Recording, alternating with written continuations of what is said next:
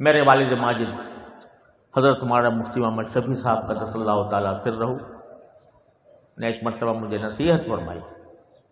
لمبا قصہ ہے لیکن میں وہ نصیحت بتاتا ہوں.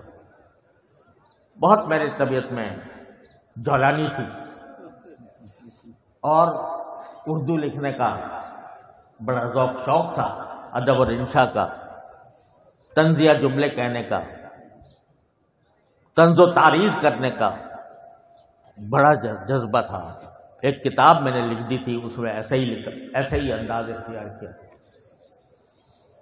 تو حضرت والا نے مجھ سے پوچھا، بھائی ساری کتاب پڑھ کے کہ تم نے اپنے جو ہم خیال ہیں ان سے تعریف کرانے کے لیے لکھی ہے یا جو بگڑے ہوئے ہیں ان کو راہ راست پر لانے کے لیے لکھی؟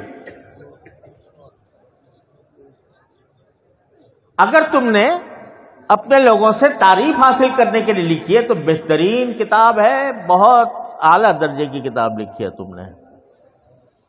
لیکن اگر اس لیے لکھی ہے کہ کوئی بگڑا ہوا اس سے راہ پا جائے تو اس کا کتاب کی ایک دمڑی قیمت نہیں.